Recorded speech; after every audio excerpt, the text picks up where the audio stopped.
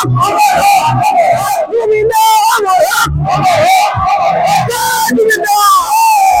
মই এটা ভিডিঅ'লৈকে স্বাগতম জনাইছো। সো এতিয়া ৰাতি এতিয়া 9:15 মান হৈ গ'ল।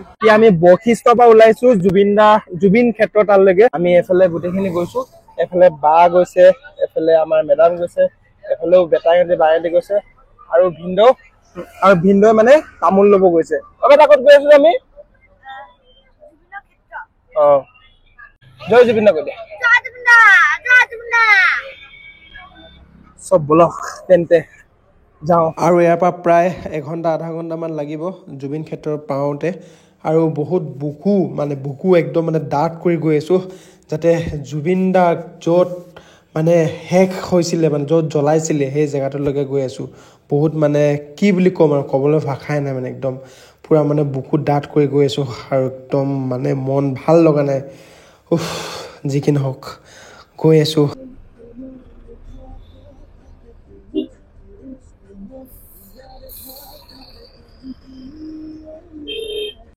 ফাইনেলি জুবিন ক্ষেত্ৰত আহি পালোঁ আৰু সঁচাকৈ ক'বলৈ ভাষা নাই, চকু পানী ওলাও হৈ গৈছে। মানুহ ইমানেই ভিৰ, গাড়ী থ'বলৈ জেগা নাই। এটা পূজাতো ইমান মানুহ ভিৰ নহ'ব নেকি, ইমানেই গাড়ী গোটেই চাৰিওফালে।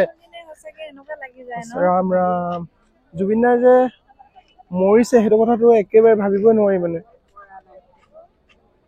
গোটেই মানুহ ভিৰ চাৰিওফালে। আৰু আহি পাই মেলি এতিয়া মানে ধূপ চাকি জ্বলাবলৈ জেগা বিচাৰি আছোঁ।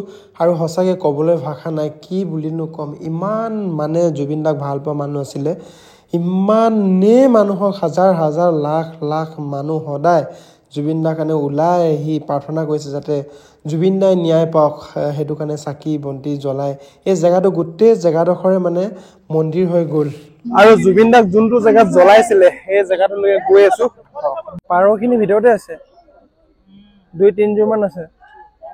জয় জুবিন দা, জয় জুবিন দা, জয় জুবিন দা। তুমি যেমন শুকান বৰণ নিয়নৰে চেষ্টা নামি